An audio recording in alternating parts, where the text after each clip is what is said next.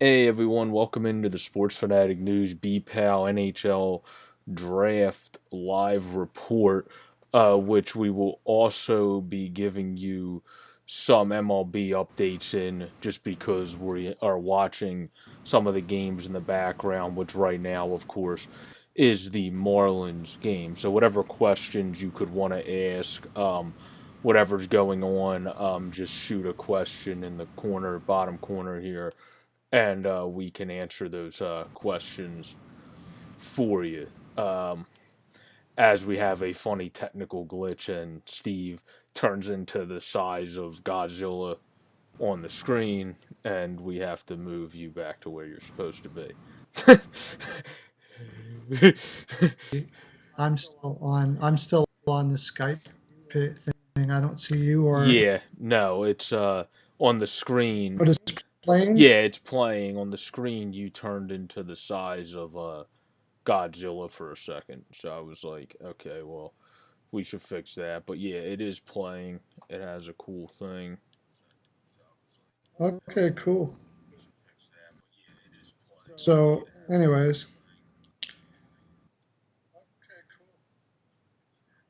let's see. I'm gonna bring you up here. No. Yeah, the audio seems fine too. The only thing that's weird is your screen refuses to stay locked, even though I put a screen lock on it about 700 times before we started this thing. But that's okay because I'm on OBS, Uh, so I'll just keep it. that's all If it right. doesn't stay locked, then I'm Anyways, just gonna keep it how it is. so But um, somebody in the baseball game just made the Cardinals sin. They slid into first base.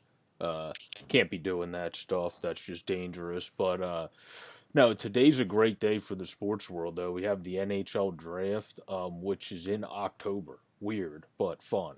It's in October this year when normally we will be starting a season, which now we believe, according to Friedman and other great analysts, is going to be the first, maybe not exactly New Year's, but somewhere around the 1st of January. It'd be absolutely great if it was New Year's because that would be sick. Especially because you can kick it off with some outdoor games potentially if you make it on New Year's. So before we go into the draft, I just wanted your thoughts on that because that would be fun to kick it off on New Year's and have those outdoor games right off the bat. yeah, I don't know the outdoor games. Yeah, I don't know if they're gonna do the outdoor games. I think it's There's so better much up in though, the don't you think? Because don't you think there's a chance it could be air. better to do the outdoor games because then you're Yeah, yeah, possibly split exactly, fans yeah. or whatever. You can have fans more likely because the other thing is NFL doesn't have much going on once you get to January 1st. So you can use, if you want to have fans, you could even have a couple outdoor games to start the season. If you want to space people out in NFL or MLB ballparks, you could definitely use MLB ballparks because they ain't doing anything in January. So that could give you the ability to have fans in areas that don't want you to have fans inside and space them out if that becomes a problem. That was part of my line of thinking as well. Yeah, it's possible. It would be kind of pretty cool. It's a lot of preparation for the beginning of a season like that, but you never know. You never know. I Especially, suppose if they really want it and they think they'll make money doing it, you can you rest assured exactly. that they're going to do it somehow. They'll make a way. That was the You know key. how it is. Money. Money, Yeah. money is a great motivator. That's the key. The key is how much money. But if they make money, I completely agree with you. I think they're gonna 100% look into that because it was great when they had stuff in the ballpark in Philadelphia. Speaking of ballparks, Ozzy Albies makes a great leaping catch in the Miami Atlanta game, but that was a great sight. I didn't get to go to the Flyers game because of pricing, but my high school LaSalle played there, so we got to see them play on the ice in Citizens, and that was a cool atmosphere. So you can definitely use baseball ballparks, and that would be really cool, in my opinion, if they do that and are able to have some fans right away. Um, hopefully it keeps trending. That by January we'll be able to have fans as there are at some other sporting events right now. Yeah, yeah, probably. I would hope that it would be better by then. I think that's what everybody's kind of pining for, thinking. I'm sure all the owners are, and people just in general, NHL in general, would hope that there's fans by the time hockey starts up again, at least to some capacity, for sure. Yeah, no, yeah, they definitely are going to want them right away. If you can't, you can't. It is what it is, but they're definitely going to try their best to put fans in their seats right away in some spaced out capacity, which I think if they really think about it, and I think the NHL has done a good job. They did a great job with the players having no positive tests, but have kind of like seeming like they've been thinking ahead along with the NBA, who's done a fairly good job as well. So I think if that continues, I'm sure they've been talking about a plethora of plans already for in case this happens, we'll have to do this. In case this happens, maybe we can do this. If this happens, we can do this. I'm sure they have different contingencies for different things, wouldn't you think? Yeah, yeah, I'm sure they would have something like that. It's so hard to predict what's going to happen in there in the beginning of the season, though. Uh, I think they're just going to be like really focused on making sure that they can get a season going at all for the most part. I don't know wanting to, prepare all of that stuff for an outdoor game. Although on the surface it does look like it could make sense because it would be easier and stuff like that. That's a good point.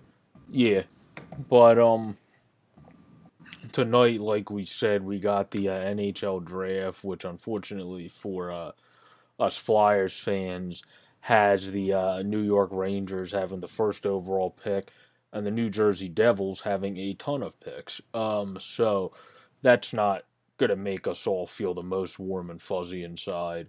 Um, but again, it depends how the Devils draft. But if you should be able to hit on at least one of your picks, I would think the fact that you got three picks, that's still a terrible rate if you can't hit on two of them. But if you would think you could at least hit on one of them. So that's not the best for us fans. But since both of us are into the Flyers here, we kind of know who the Rangers are going to pick, so we might as well just browse over the fact they're going to get Lafreniere, who most people think Lafreniere is going to be the best guy in the draft, which he has the high potential to be. So he's going to be a hell of a player, no matter if he becomes the best guy in the draft or not.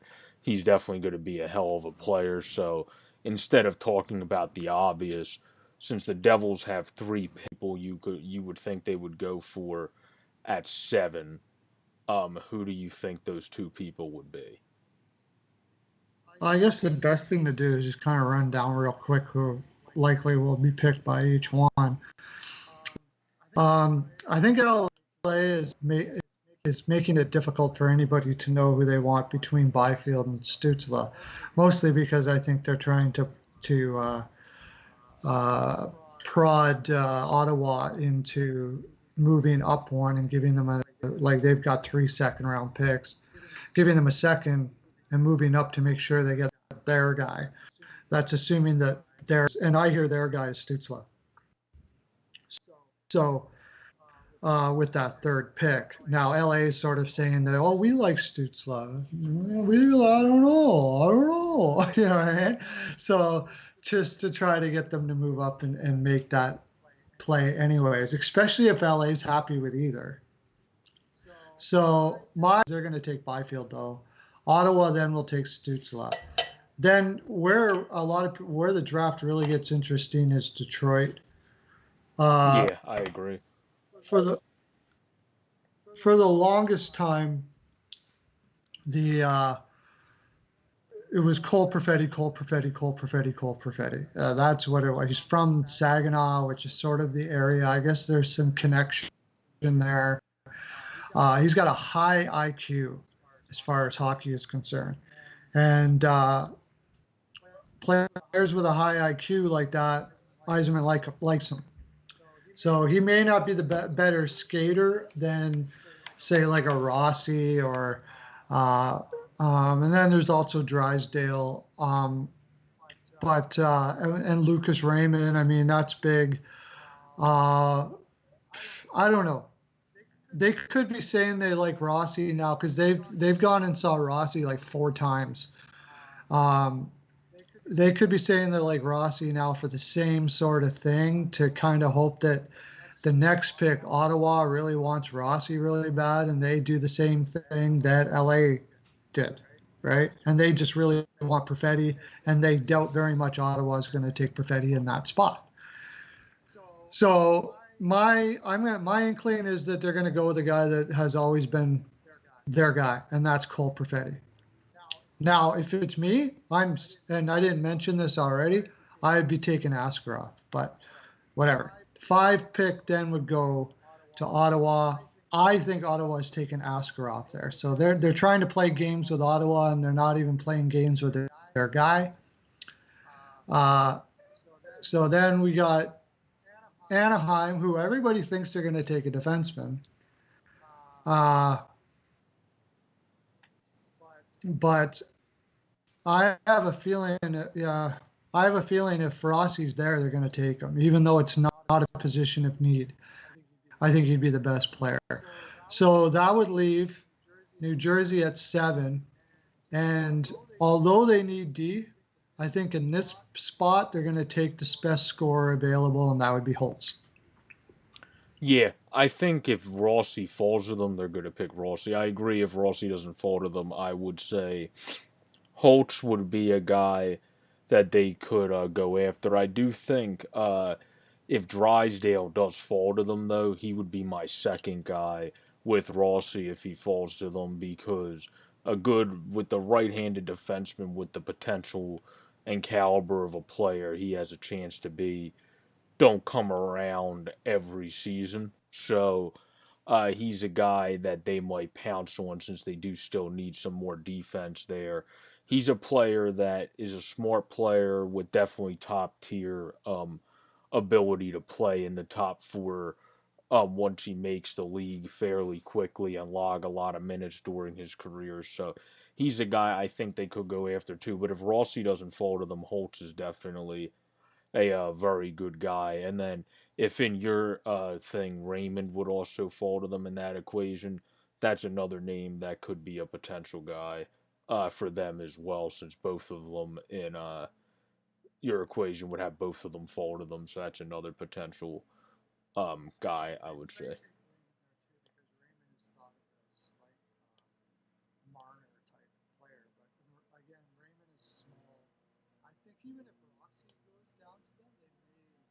Well, because you got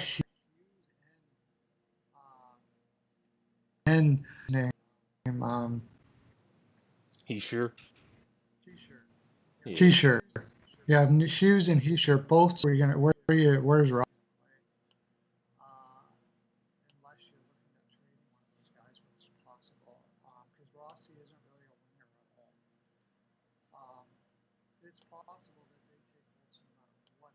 There.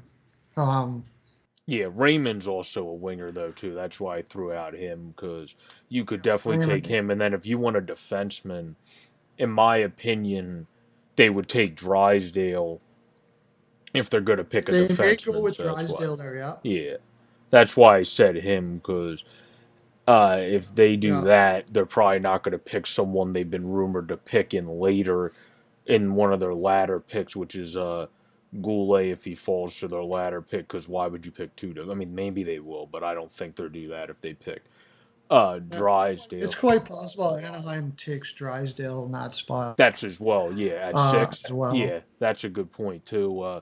They've also been rumored for Sanderson. They've been a team that's been talked about as a seesaw, kind of what you leaned on at the beginning of. It seems what defenseman most people are kind of saying. It seems they're leaning defense there, so we'll see if that does happen tonight. But for Jersey's, If they're going organizational need, and if they think all things are being equal there, in the 7 spot. Like if they think whoever's there is like Sanderson is equal to Holt. As a position, I would say Holtz has more upside to be like a possibly a 40 goal scorer, 35, 40, 30 scorer.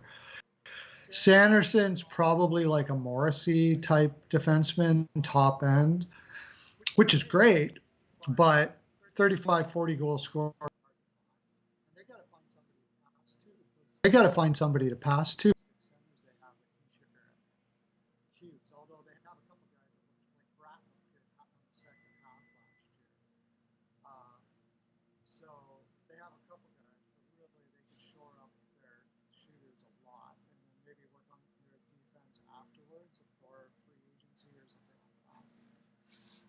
Yeah.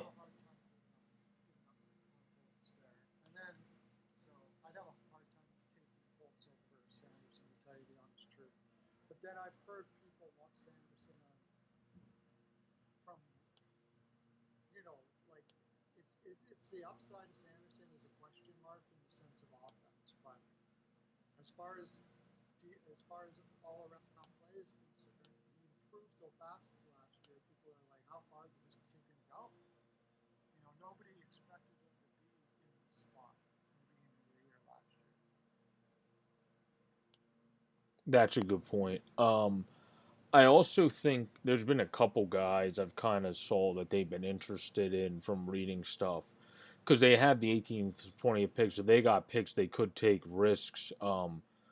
Bork's been a little banged up in his career, but has a lot of potential. I wouldn't be surprised since he can also play the wing, and some people think because of his size would profile as more of a winger in the long run than a center in the NHL because he might get more beat up at that position.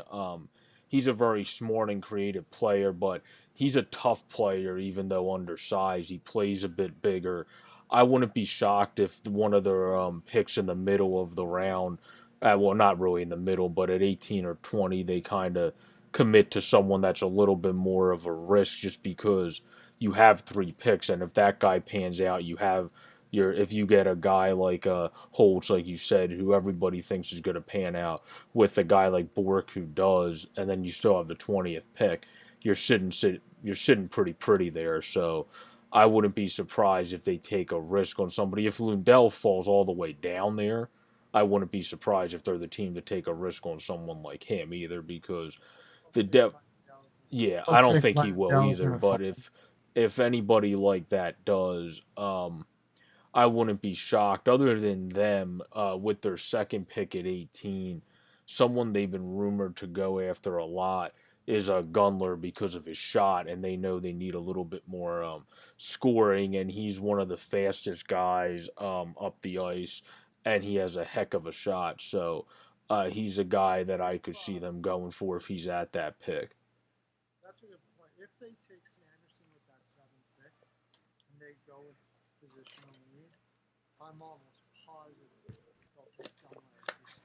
Mm-hmm. If they think Gunler's going to,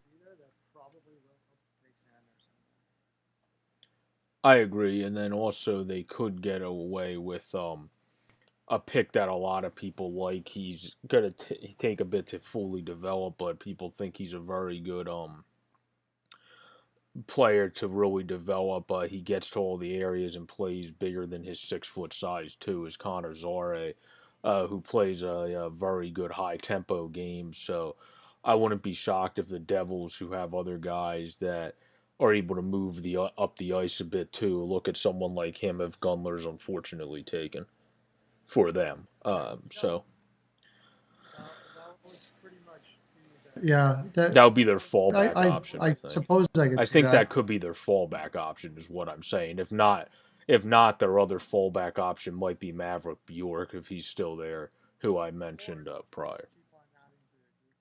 Caden Goulet They could do or that, or if Schneider's there, they uh, could get a right-handed defenseman as well. And if he falls, yeah, because he's projected in some drafts to go to the Blackhawks or Canadians or Toronto, yeah, just about everybody yeah, thinks or Toronto's Toronto, which are going to take him. all picks right before them. So if Toronto takes someone like a Holloway and a Miroff or someone like that, or picks up for someone like Zare or Gunler, then you're going to have someone like Schneider potentially at your pick. So it all depends where I'm things almost go. positive they're going to take Braden Schneider, Toronto. Almost positive. It would make sense. Even the Dubas finally came out today and said that next year they're going to be more difficult to play against. So they're actually changing their philosophy, which is absolutely necessary for Toronto. And I'm pretty sure that they're going to take Braden Schneider there. He's not getting past Toronto, I don't think. He may go before, but he's not going. No, I don't think so. But yeah, the Devils are definitely mighty dangerous in this draft if they're able to hit because they got those three picks. Because with how we have this draft played out in our heads, there's a chance too another good defenseman in either a Goulet or if not Goulet, you know that they're gonna have someone like a Gronds there for people who are indifferent about him or a Wallinder. So they got a couple options there, or you're going to have LaPierre who has a lot of skill but has injury problems. So there's a lot Yeah, of different I don't options think for those the injury Devils. problems are going to be as big as people think. I think he's going to get picked higher. Well, if he does, that would be great because a lot of people have him projected to go to the Rangers' second pick, and yeah, I mean, good for them. But as a Flyers fan, that does not make me happy whatsoever. If the Rangers get Yeah, Alexis Lafreniere and Hendrix Laperriere in the same draft, that would be very good for them. Rangers fans should all be very happy about that. But I don't think he gets past. Fortunately for us, I don't think he gets past Columbus if he does happen to fall that far. I think Columbus will take him that's true. Yeah, because they've also been a for team sure. that's been looking at centers, whether Zare's there, Bjork's there, but if Perrier's there, I could definitely see them going that route. That makes a ton of sense for sure. But Yeah, so you're definitely going back to something you said earlier, though, since we went over the Devils pretty swell there.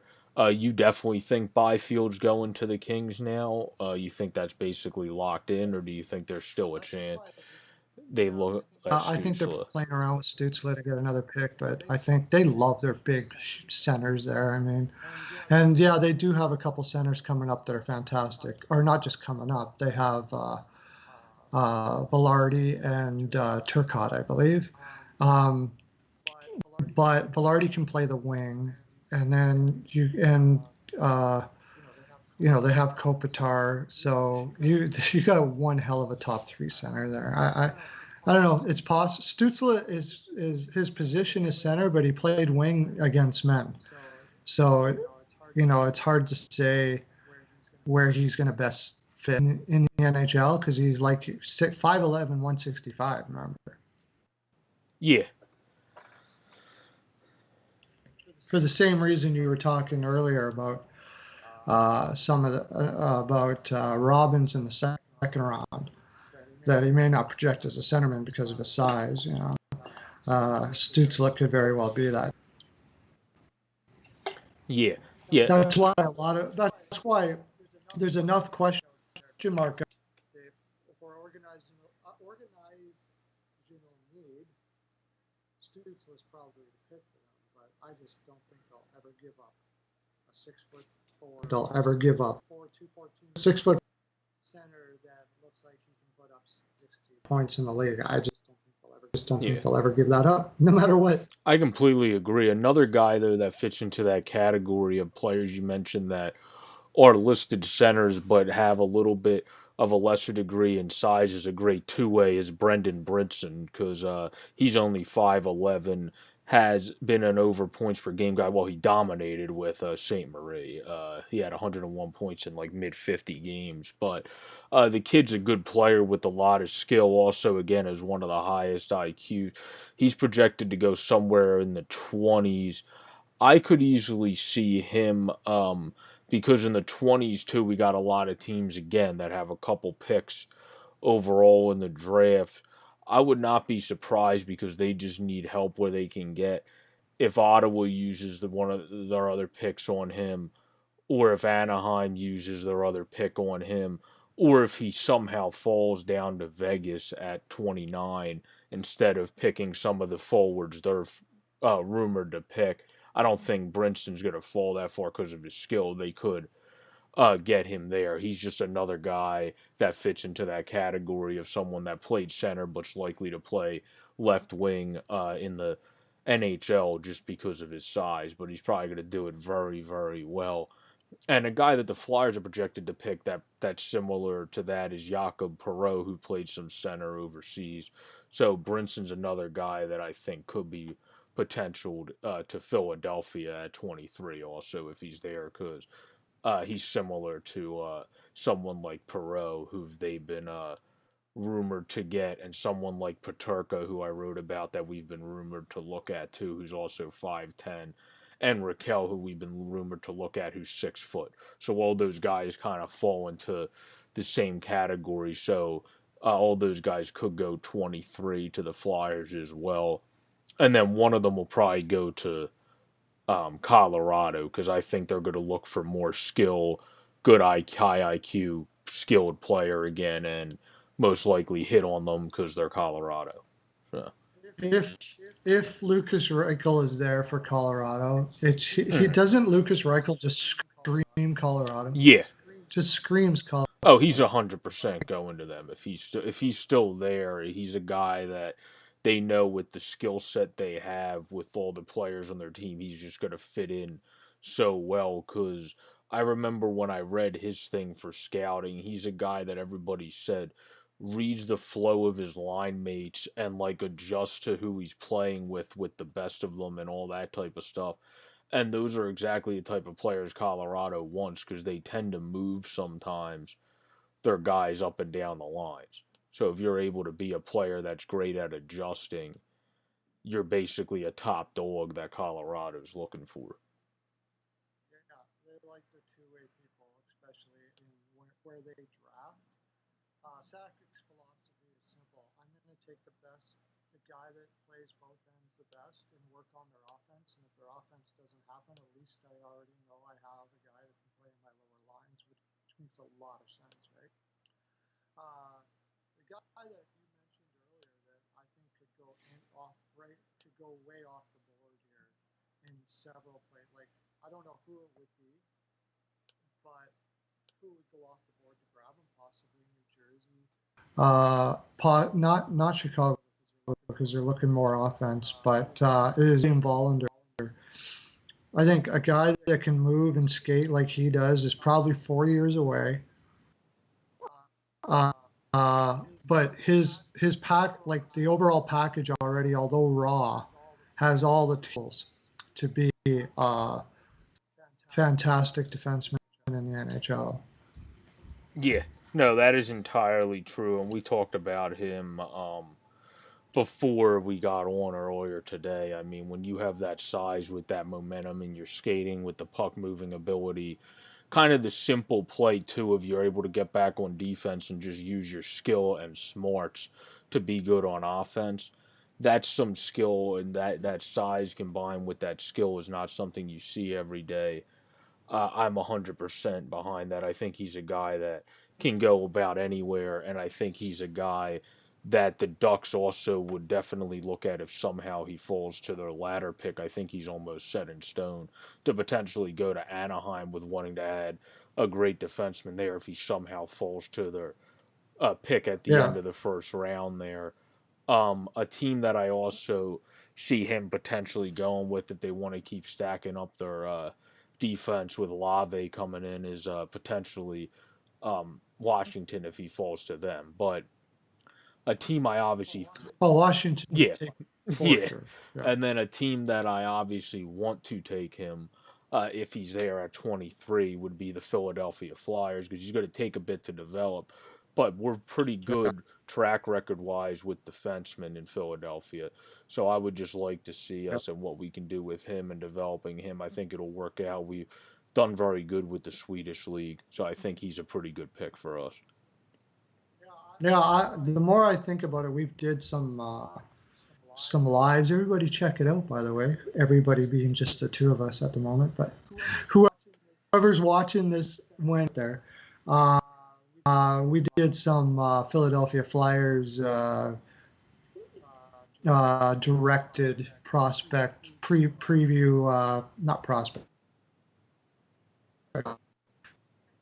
back and forth on guys like Tyson Forster, Brendan Bryson, uh, Maverick Bork, and then a couple other guys in this Craig. area. The more I got to talking to Lance and you guys, the more it came to me that I really think I would hope the Philadelphia would take Ballender if he's there.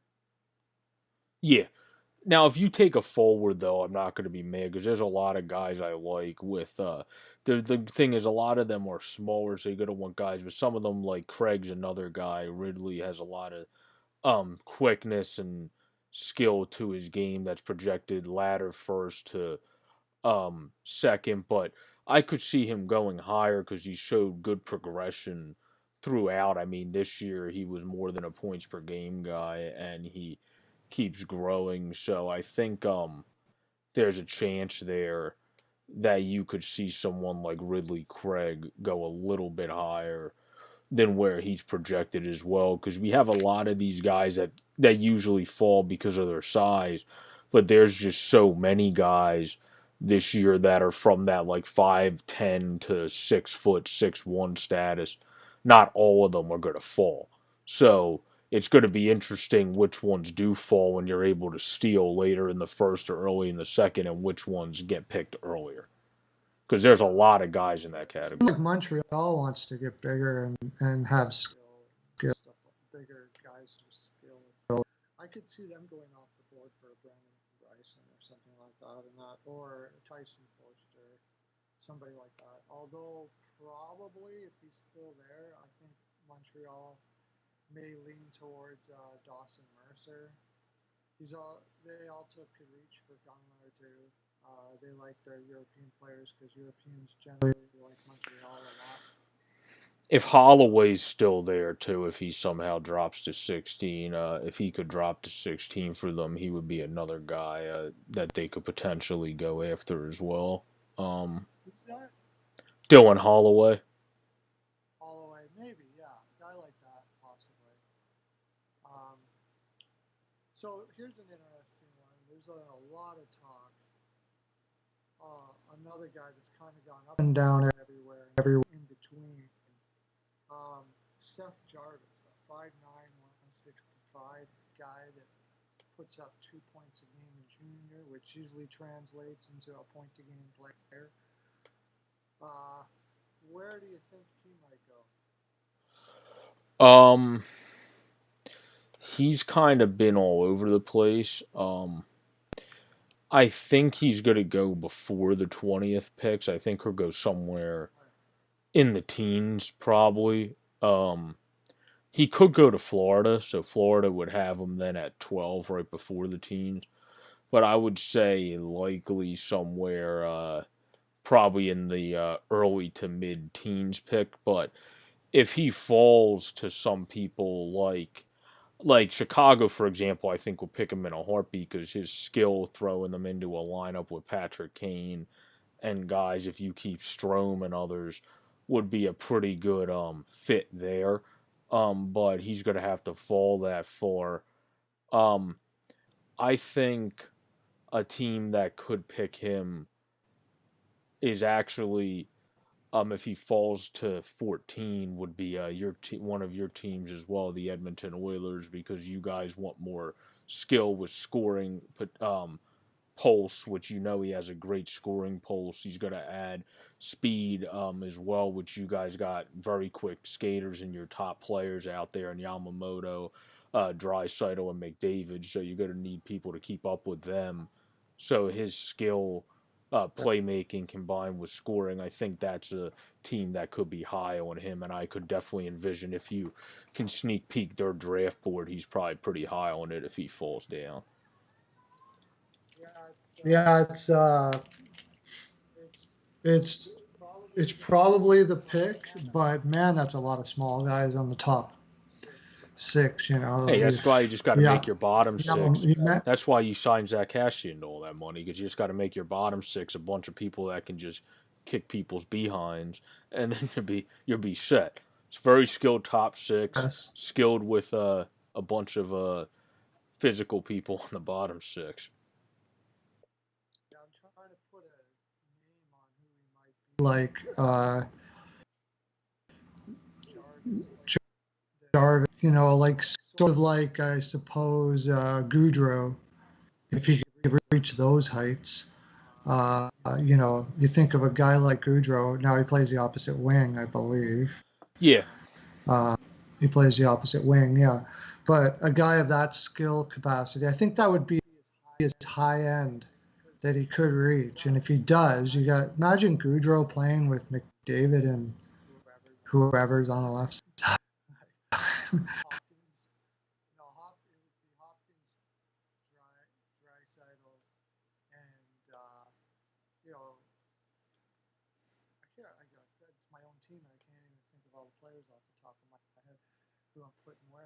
To look at it.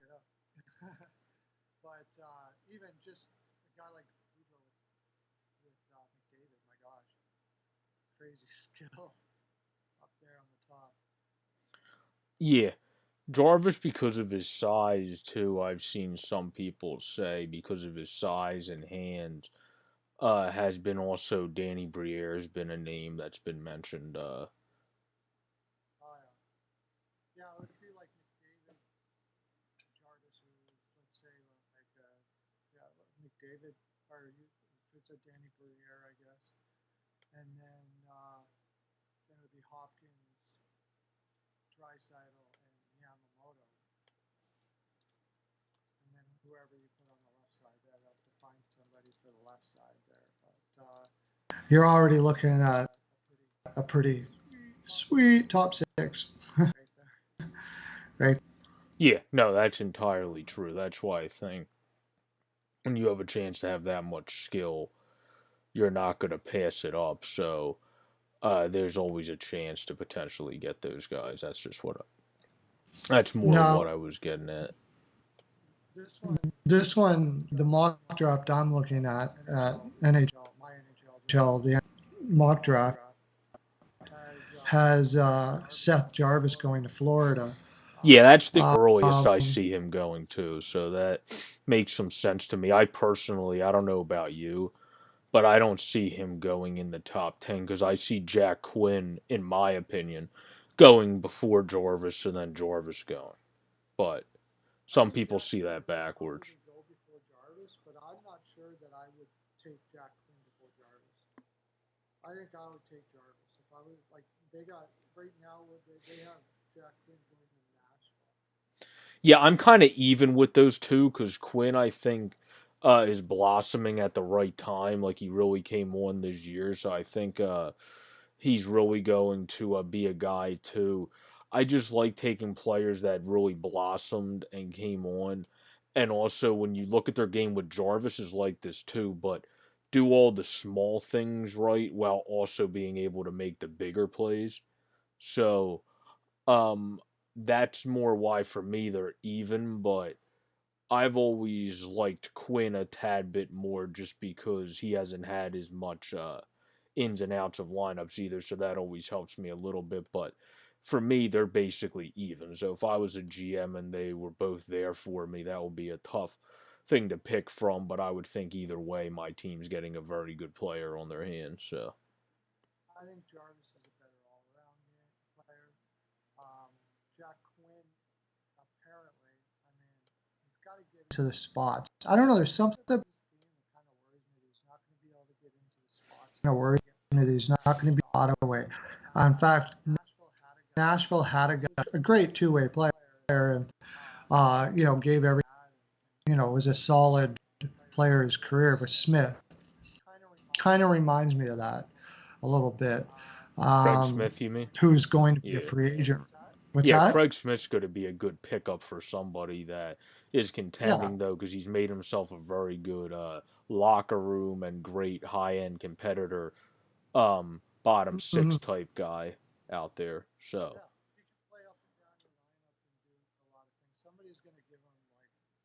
somebody's probably going to reach and give him 4 million a year or something like that. It's off the top of my head, I'm not sure, but if you're, he's a great guy if you're looking for scoring on your bottom six, I agree. Yeah. Uh, I think somebody will reach and kind of give him that 3.5 to 4 million. Although dollars are hard to fly right now, but somebody probably will. Certainly, if he wanted to go to, how old is he? Like 30, something like that. Um, 30, 31, I think he's exactly 30 at the moment. 30 Yeah, years I old. believe he's Yeah. exactly 30 at the moment. I could check it real quick, but if I'm going off the top, I believe he's exactly 30 at the moment. But also, as we're talking, so we'll give updates in the description title as well. Not on the OBS, but in the other. It's 4-3 in the top of the sixth with Matzik now pitching for the Braves against Chad Wallach uh, for the Marlins with 2 outs in the top of the sixth. Still 4-3. The Marlins are still leading as the underdog team. So, Yeah. They're holding them off. yeah, he's They're holding 31. them off. He turned 31 actually a couple days ago. Because well, not a couple days ago. I mean, a month ago. Because I thought that said October. That's September 5th. He turned 31 like literally a month and a day ago. So, Yeah, I could see like the San Jose Sharks, if they got the room to give them something like that, they could do some scoring in their bottom lines. Maybe the Los Angeles Kings, if they were really looking towards being competitive in 2 years, could have that veteran down there. Calgary Flames could do somebody like that. There's a lot of guys. There's a lot of teams out there that could find a fair amount of myth for sure, no doubt about it. yeah, that's entirely true. Another thing, if people haven't seen it while they watch the live video, that's unfortunate. Today is I don't know if you've ever liked Van Halen, Steve, but Eddie Van Halen passed away of cancer. Oh, that's Yeah, too bad. so rest in peace with him and prayers and love sent to his family. But I figured I would let people know that if they did not know. But yeah, there's a lot. Oh, you know, LaPierre could go, and I think it's actually pretty likely that they will. Is Minnesota? That's a good team. Yeah, I could see them being a team to be in on him because of the skill level that he brings. Before he had the head injuries, you were talking about like was it was he was looking like a top five guy. A Bergeron was the name that everybody kept on coming to people's lips when they talked about Hendrix Lapierre.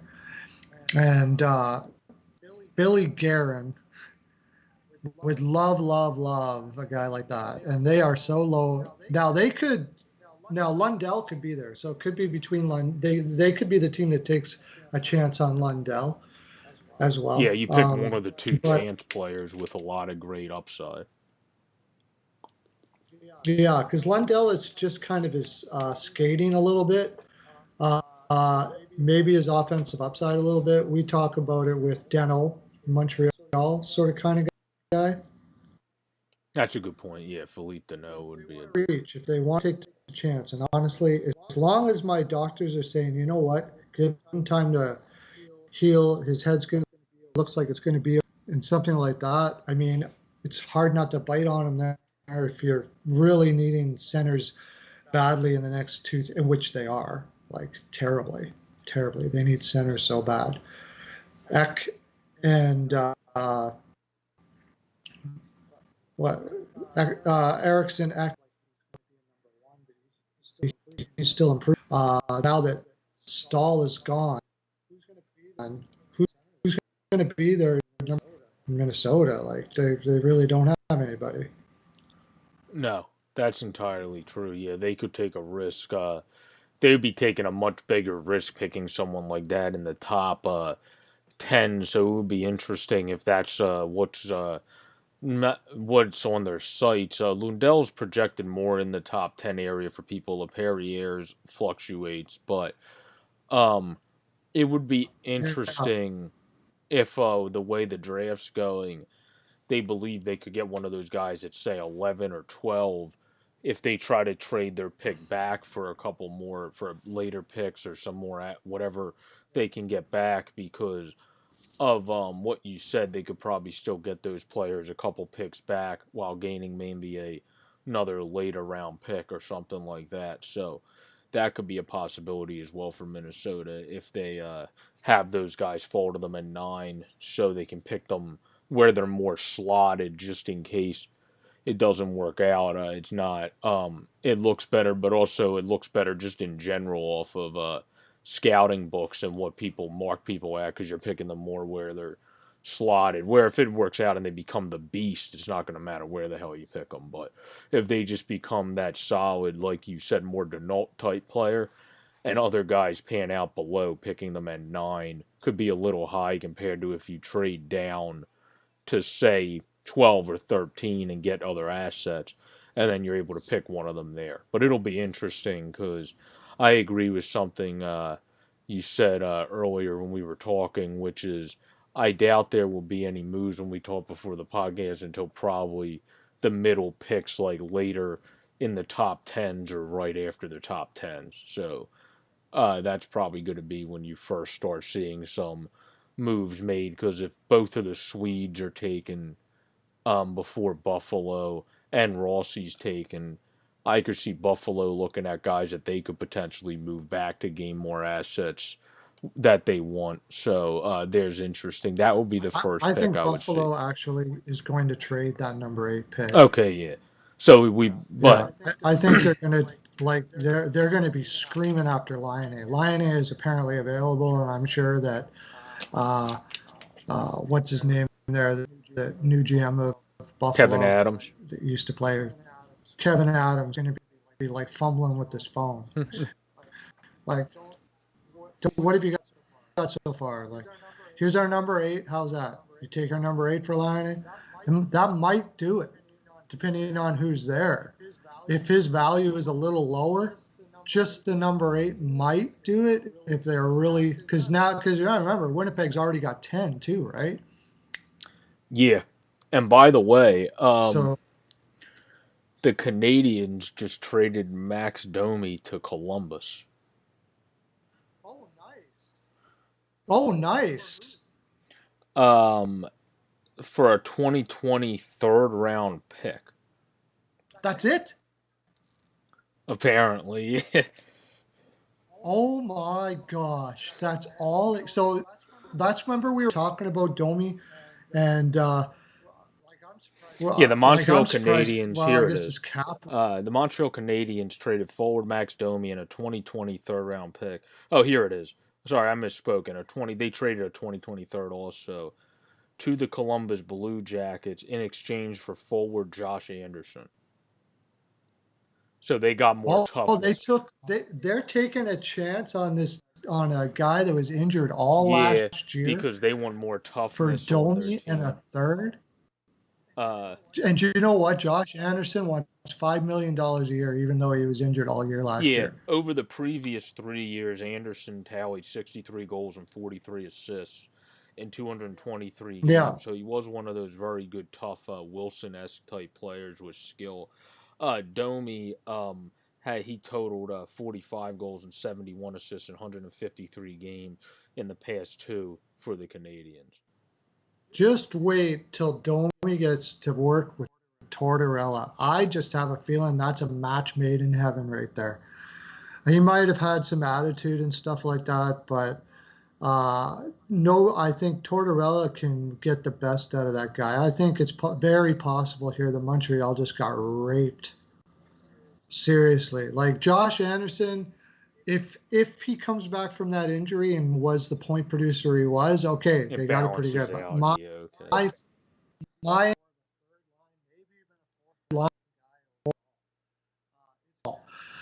it's very very possible that's the case. Okay, so Montreal definitely, that's for sure.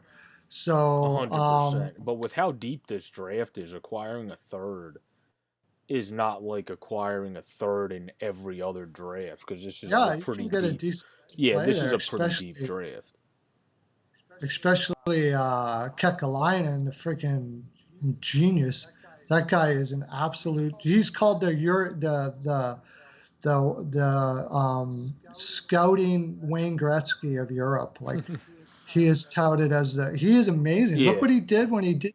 Look what he did when he didn't take Puljujärvi and he took Dubois, and Well, everybody they was had like, to give "What up. the It's heck?" interesting that Canadians had to give up a third to get rid of Domi because Domi, again, he's had some issues, but if he starts panning out, and Anderson just becomes an okay player, but not what he used to be, like you said, that's not going to look too good because you also gave up a third. And we know Domi has potential. He just has to settle it down in his mind and just fully focus on what he needs to do. And then he can be very good.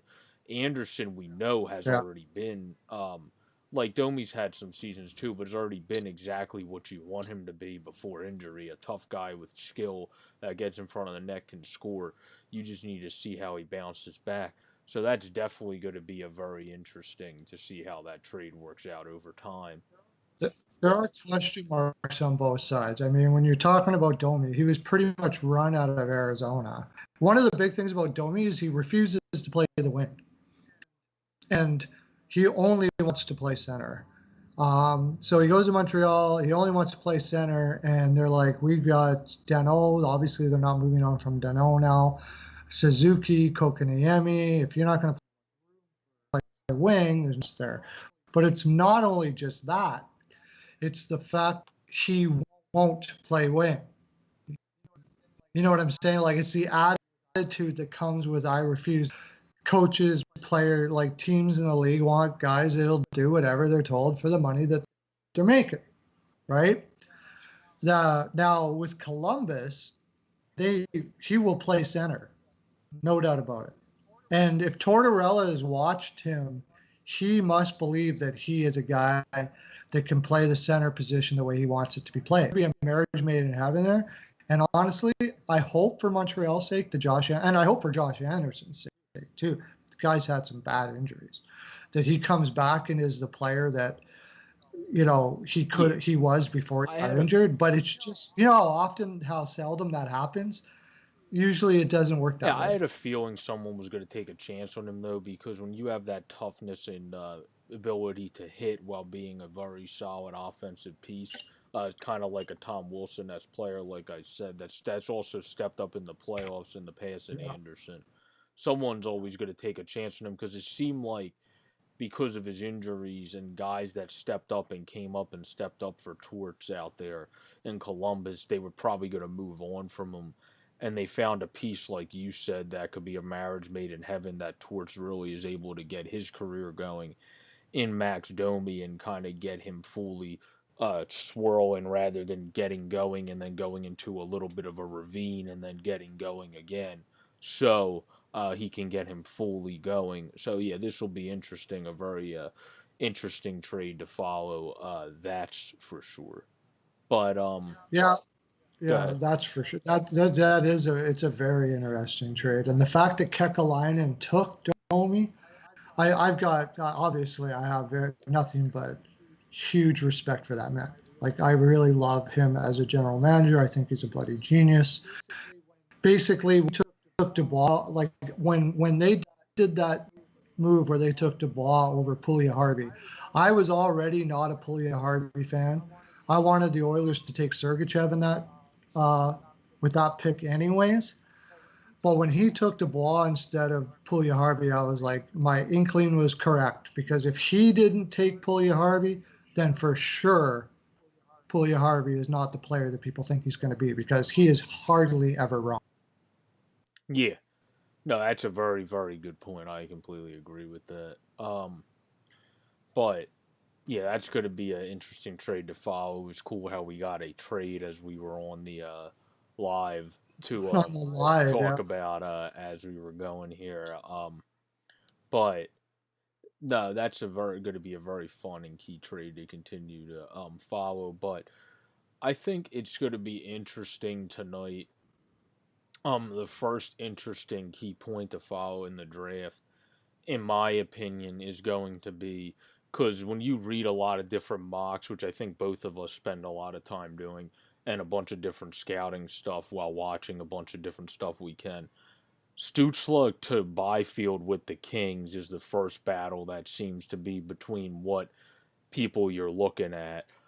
So that's the first thing you're watching because I think it's pretty much set in stone that the Rangers are picking Lafreniere at 1. That Pretty would be ridiculous. That would be a huge surprise if someone else gets picked there. The only one that would, like I've said, I wouldn't blame anybody for taking Askarov number one. I think at the end of this, 10 years from now, you're going to look back at this and go, how come nobody took Askarov there? I really do believe that. But anyways, yeah, they're probably taking Lafreniere, all things considered, because they do have Shesterkin who's sick as well. Yeah.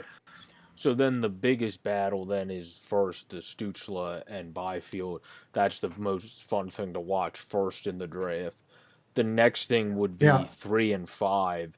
What the Sens go with? Do they go with defense in their first pick or second pick? Do they go with defense at all there since they have a pick later in the rounds too, or do they go pick up 2 offensive key pieces there? That's another next key thing. That would be the second key thing that's fun to follow, I think, in the draft of whether they go offense, defense at 3 and 5, or if they go offense, offense. Because I don't think they're going to go defense, defense. If they go offense, offense, and then pick a defender with their later pick in the later part of the first round. So Yeah. The Like I said, if LA goes off and if they're not just playing games here and they actually take Stutzla and Ottawa gets Quentin Byfield, because they would definitely take Quentin Byfield 100%. there. Yeah, 100%. 100%, no doubt about it. Uh, Detroit takes Cole Perfetti as they originally intended, then started playing the Rossi role, which honestly I think I would take the Rossi role, but I'm a little afraid of doing so too because Cole Perfetti, he's got there is nobody with sicker hands in this draft than Cole Perfetti. Nobody. He's got the sickest hands in the draft. You know who that reminds me of, and a guy that fell, but because of certain things like size and maybe a little bit on the skating side, Peterson. Yeah. He's got hands. So I could see why Eisenman would take a guy like that. High IQ, Peterson type hands. Do we have a Peterson second here? If we do, gosh, you got to take Perfetti there. He's a dangerous pick to leave behind. Which then would go, let's say that Ottawa gets Byfield there. I know I've heard over and over and over again, the guy they love, besides if they take Askarov, which I think they probably will, would be Lucas Raymond. They love him. I think they're going to take Askarov. Yeah, it's going to be interesting. I think it would make sense for Ottawa to take a goalie. I think it would make too much sense though, so I feel like they're probably not going to do it. So I think it makes sense for them to take a goalie who could be the next Hasek. And I'm seriously, from what I've heard, this guy could be the greatest goaltender of all time. oh well, I think he can be a hell of a goalie too. I He's agree that with that. good. My point is just that was more of a sly joke towards Ottawa because Towards yeah, Ottawa. whenever you Although they're drafting, they're drafting fine. I'm just talking about yeah. goaltending that high. That's the one thing they might be like, well, we don't want to be wrong on this, and then 3 years from now they'll be like, son of a. So, I think 3 years from now, 4 years from now, whenever Askarov can play, can play. A lot of people are going to be saying, "Son of a." yeah. He's already put up 2 shutouts in the K. Yeah, and the KHL is the As second. a 19-year-old kid, are you kidding me? Putting up shutouts in the K, he got player of the month or week or something already. Like the guy is insane. Yeah, and the K is the second ranked league. So I mean, to the NHL, you usually have the KHL, the Swedish league, and German league now is pretty high up Right. there, ranked amongst in the world in the top 5. So, yeah, that's Yeah. very Sirius Radio. Sirius Radio had a goalie specialist on who's a specialist with who's works with young goaltenders and worked with Vasilevsky, and says uh, that Askarov is significantly better than Vasilevsky at the same age. That is, as Vasilevsky was at the same age. That is insane, man. yeah. Insane. Well, the thing is, if he goes to So, Ottawa too, there's a higher percentage chance he comes over a lot quicker than if he goes somewhere else that has some goaltenders that they're picking him just because they know how high his value is and all that.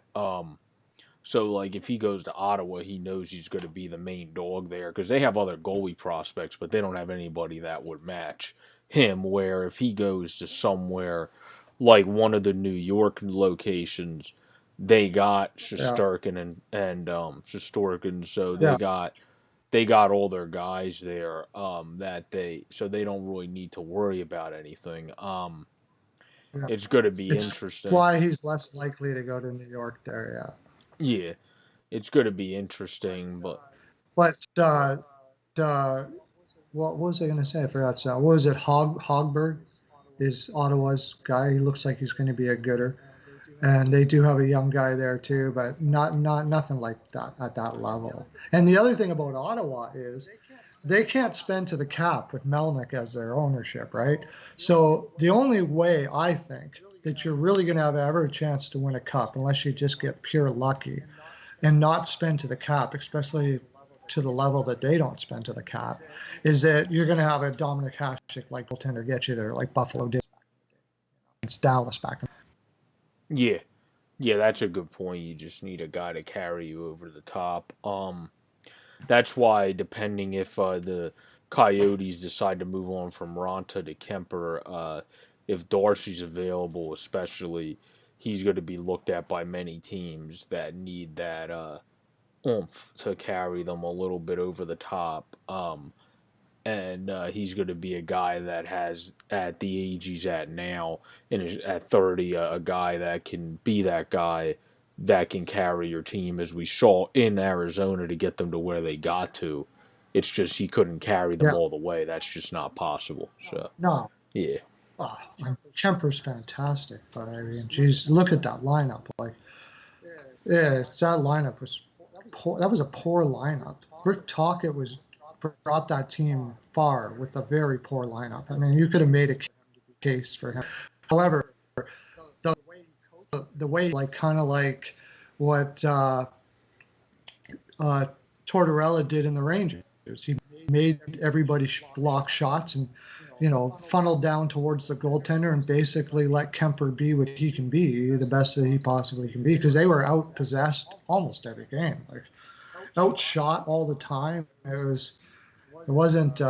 It probably was the only way to get that lineup going to where it needs to be, right? yeah, no, that is entirely true. I agree with that.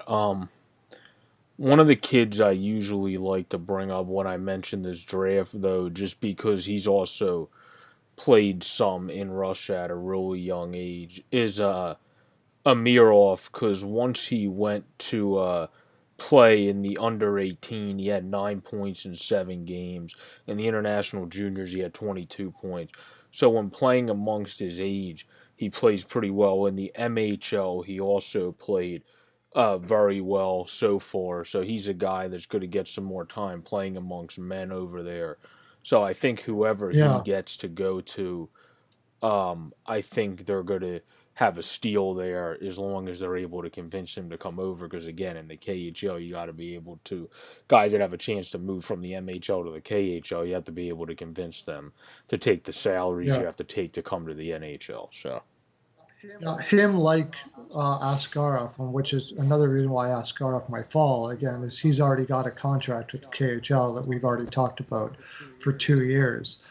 So he won't be coming over for at least 2 years. And then the worry is, like, what if he keeps on getting keeping yeah, those contracts? However, I don't. I think with him, you don't need to worry about The that all other that thing much. I is, mean, yeah, other than a couple cases, especially because some of the cases were American like or Canadian goalies, such as in Fleury's sense. Usually the goalies, especially foreign goalies, because of their league has pretty good pay too. You don't know when they're going to come over.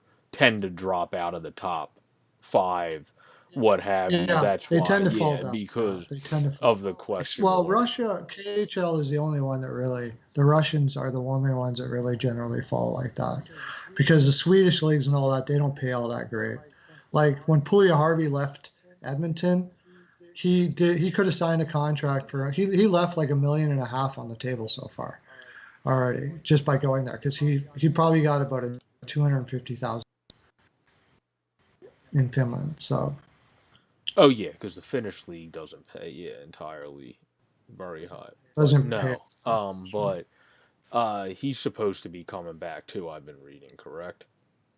Yeah, yeah, they're gonna get him signed up, and I don't know whether, but I think he will. I think he just grew up. I heard him say, things change over time. It's kind of like I said, well, you grow up and you realize that things aren't quite the way you thought they were. And Dave Tippett is one of the best player coaches ever. He is absolutely fantastic player coach. So if somebody of something, call on Dave Tippett. He's fantastic at it. I always thought he'd try his hand as a general manager, but he loves to coach and he's stuck with coaching. So it's no surprise to me that Dave Tippett got Puliu to give it a shot. At this stage, I don't know. His numbers in Finland probably translate to about a 40-point player here, 40, but maybe with one more year and more maturity, might be able to get more to where they were hoping. Being an Oilers fan, jeez, that would be get up there playing in the top line. But when he was here, when he was with us before, he had all the talent in the world, but he didn't know where he was going. Like his hockey IQ is not good. That's the reason why I wasn't a fan of him when in the draft that year. I just thought he looked like he was playing pond hockey most of the time and just happened to be big with a great shot and could get away with a lot of stuff. So Yeah, that makes sense. Um, I think him coming over is definitely going to be helpful in a storyline to follow in the NHL this year. What he's able to do coming back from overseas here, as we've seen a couple players do that, and a lot of players this year, because of getting loaned until the AHL, if hopefully the AHL season starts eventually starts. That's going to be very good for some people, I think, in their development, actually. A blessing in disguise from this awful virus is you're going to get guys to go back overseas and play amongst older men to really kind of grow into their own until the AHL comes back, which I think will help with some player progression of former draft picks that teams are still developing here as well. yeah, yeah, for sure. Going back to Rodion Amirov, yeah, I like the kid. I mean, in a lot of ways, but again, teams are probably going to shy away for the same reasons that we just said, and they might fall. Us Philadelphia fans, if he fell to Philadelphia, I probably would look at taking that pick. I mean, that's he's got a lot of potential to be a good 50-point, 60-point winger. He can play both ways. He plays the right way. Yeah, I like him. Yeah, no, I do too. I think he's a very solid player. And also, as you're talking about all this, the Braves just tied it up at 4-4. So, Tied it up. yeah, if Yeah, you're someone that likes live betting, it could be good to see where the Braves are at right now, since it's 4-4 first and second, one out. Or if you want to be a real risk taker, you could still put the Fish on there because their line's probably going to be looking pretty good. If you want to put some yeah. Well, confidence in that. Atlanta's line's probably not looking that great Yeah, right now because they got two on, but Miami's line might be all Yeah, right I saw if you want to give someone's it a shot. tweet that said Mattingly's doing his best Girardi impersonation right now because he keeps leaving guys in the bullpen and moving guys that are just not working in from the bullpen. And so someone said he's doing his best Girardi impersonation because Joe hasn't been the best at managing the bullpen. That's like one of his only main Achilles heels, really. Sometimes managing when to take his starter out and when to put which reliever in. But Yeah, and but I mean, in his defense, he figures, well, we could win this game, and we can save our bullpen for the next games, and we're looking really good, well, right? So he's that's probably usually working not on a his good issue though. bullet. His issue is usually he takes out starters too early. A starter will be at like Oh, yeah. 83 pitches, Yeah. and he'll take them out already when the bullpen wasn't good. That was the main issue with him. Sounds like a guy who's relying on a lot of numbers. Uh-oh. Uh-oh. Uh-oh. Uh-oh. Good. Hope you didn't live bet that Miami. Home run. Oh, yours is a little ahead of mine. Yeah, it's a home run. Anyways, getting back to the draft. There's a couple guys. One guy that keeps on falling like crazy, and I'm not. He's a finisher, but I think it has to do with the fact that he's just not the best skater right now, and he's quite the project. But he's got just like this is one of the best shooting drafts ever as far as shots are concerned. Uh, he's is Mishak. Yeah, Jan Misek. Yeah, that makes sense. Yeah, yeah, he's a guy. It's going to be interesting. It could be. The Czech league's a good league, but an in-betweener league for some teams. Maybe that's why he falls to. Um, Well, he played in the OHL. He got just okay, over a point a game okay, gotcha. Because I was gonna say, in 22 games. In I was gonna 22 say games, sometimes the Czech and and Finnish league, some guys fall just because they're more of the tweener leagues compared to the KHL and Swedish league when yeah, teams are looking at people nowadays with how those leagues are progressing. And then we, of yeah, course, have the Dell in Germany that's starting to get better as time progresses here. But I agree, he's a good pool, a guy that can definitely. Colangelo, who we talked about in the past, Sammy Colangelo is a guy that bounces all over the place for people because he has size and he can go to the right places on the ice and also has skill with his size. So he's a guy that I think could get picked from latter first round all the way to somewhere in the second because of his skill to size combination. I'm surprised how low he goes.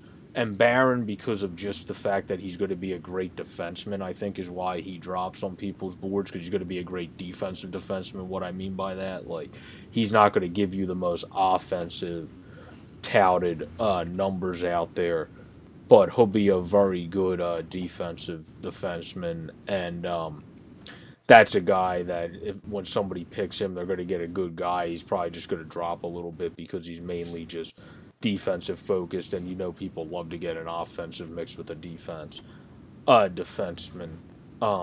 there. But yeah, and then Bordelais is another guy that played for the U.S. under development. Is going to be interested where he goes. He's another guy, less size, definitely has skill to potentially develop into, but is probably going to be a winger in the league because of his size. So, who is that? Tomas Bordelot. Bordelais, the guy that played for a Yeah, U.S. under 17 team.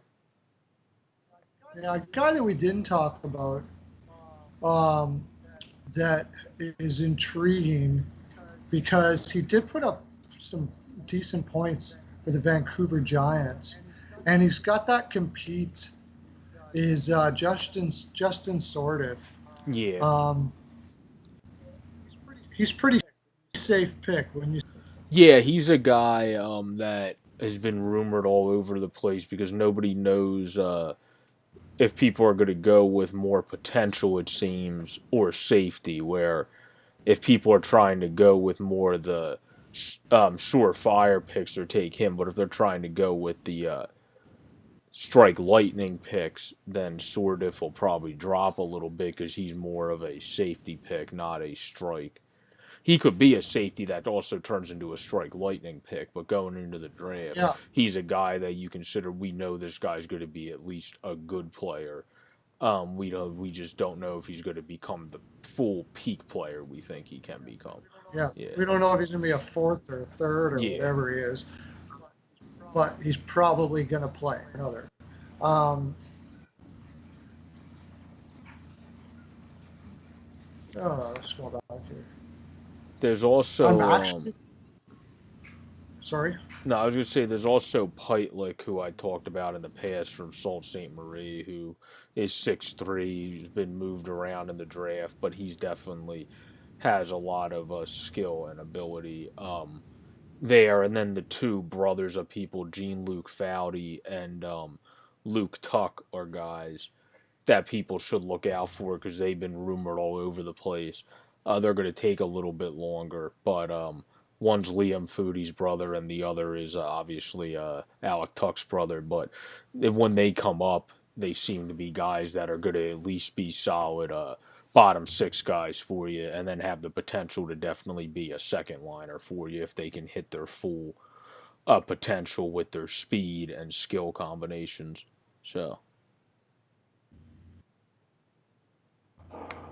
You know what? Ponomarev wasn't the guy I was talking about. I told you that.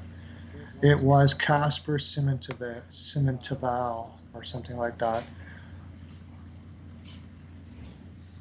No, no, it isn't. It is Pomeroy. I see that guy could move up. It's Vasily Ponomarev. Uh, he played in the Q last year, and he's got a very aggressive player. First year put up. First year he put up 49 points. Last year, for some reason, he must have went back to Europe. But in Russia's under 18, he was a point a game player. I thought he was smaller than that. He's 6 feet, 176, not bad. Um, I like that pick. I would give that guy. I really liked watching him. I remember when I was watching him, I was like, "Who is this guy, man? He competes. He's a really aggressive player." I think there. You could see him moving up into the first. Honestly, I really do. Again, you have that Russian thing going on, right? It's how long is it going to take him to bring him over? No, that's who it was. It was Marat Kuznetsov. That's the guy I love. Gotcha. Yeah, he's small because there's a lot of like here's Justin Haddad, he's from the Hockey Writers, who I really like. I've read a lot of his stuff. I'd love to, but maybe I should reach out to him and see if he'd come on with us sometime. There will be a lot of teams that will shy of his small 5'9", 165-pound frame, but his stature is deceptive on tape because of his highly competitive nature and aggressive style of play on both ends of the ice. He has an air of confidence about him, which is evident on film with hockey IQ, fantastic vision, and creativeness. He reminds me of the guy who I'm probably going to have to leave on because I got to get going here right away. He reminds me of a guy who just got traded. Domi. Gotcha. Yeah, and then if he's able to put it all together, yeah, that would be a good guy to end on too. But we thank you all for joining us. As you see on the live feed, follow me at JJBoric26, him at Pirlo's NHL Pal, and please like, comment, and subscribe. As it says, this has been the BPOW NHL Draft Report. We're probably going to do some more stuff later, hopefully with Steel Flyers and potentially others as Absolutely. well. So stay tuned for that. Enjoy the draft tonight. It is coming up. It is now 4:38. The draft's supposed to start around 7. So a few hours away Eastern time here, 4:38 Eastern. For Pirlo, I am Joe. Have a great, safe, and pleasant day, everybody. Peace out.